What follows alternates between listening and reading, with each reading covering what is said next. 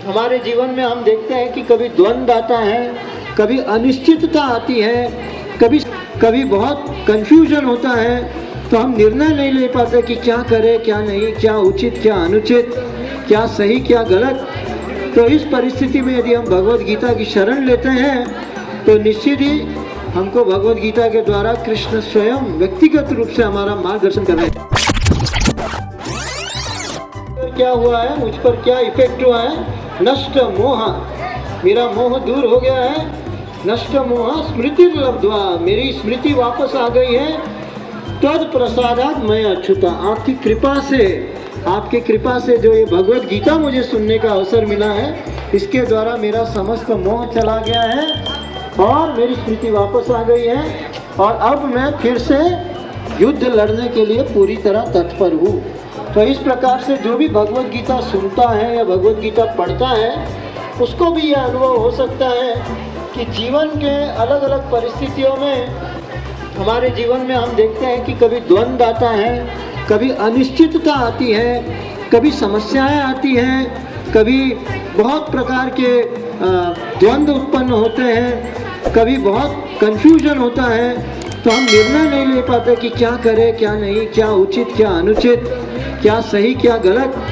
तो इस परिस्थिति में यदि हम भगवद गीता की शरण लेते हैं तो निश्चित ही हमको भगवद गीता के द्वारा कृष्ण स्वयं व्यक्तिगत रूप से हमारा मार्गदर्शन कर रहे हैं। तो इसीलिए हम इस गीता जयंती को मनाते हैं। इस महीने कृष्ण ने भगवद गीता कही थी, तो हम प्रयास करते हैं कि अधिक संख्या में लोग जो हैं ये भगवद गीता को पढ़ सके और न केवल पढ़ सके, दूसरों को भी ये पढ़ने के लिए एक अवसर प्रदान कर सके।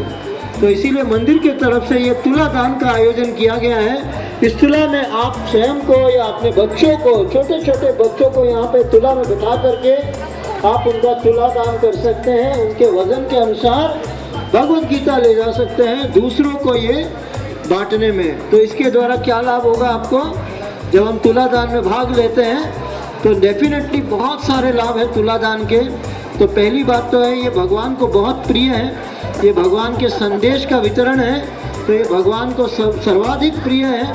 गीता में स्वयं कृष्ण कहते हैं न च तस्मान् मनुष्येषु कश्चिन में प्रिय कृतमा, कि वो व्यक्ति जो ये भगवद गीता का प्रचार दूसरों को करता है वो व्यक्ति मुझे सबसे प्रिय है। तो भगवद गीता वितरण का सबसे पहला लाभ क्या है कि हम भगवान के प्रिय बन जाते हैं। और कई सारे लाभ हैं, जैसे हम कर्मों से मुक्ति प्राप्त कर सकते हैं, हम भगवान के प्रति प्रेम जागृत कर सकते हैं। ये सर्वोच्च दान माना जाता है भगवद गीता का। हम एक भगवद गीता का अवश्य ले जा सकते हैं दूसरों को भेंट स्वरूप देने के लिए, है कि नहीं? क्योंकि हम लोगों को अलग अलग गिफ्ट देते हैं, कभी मोबाइल फ़ोन्स, कभी मिठाइयाँ, कभी बर्तन, कभी कपड़े। तो क्यों ना हम भगवद गीता दें? तो आप सोचोगे भगवद गीता कौन पढ़ेगा?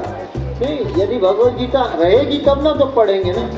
और हम अपना कर्तव्य कर रहे हैं और भगवान डिसाइड करेंगे कि कौन इसको पढ़ने के लिए एक्चुअल क्वालिफाइड व्यक्ति है। हम नहीं जानते कौन कब ये भगवद गीता पढ़ लेगा।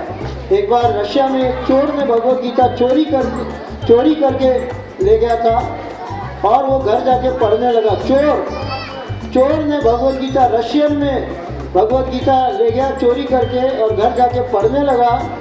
3 दिन पढ़ने के पश्चात उसको ये साक्षात्कार हुआ कि ये चोरी के चकारी के धंधे ठीक नहीं, मुझे एक अच्छा इंसान बनना चाहिए। तो बहुत प्रकार के लाभ हैं इस तुला दान के द्वारा।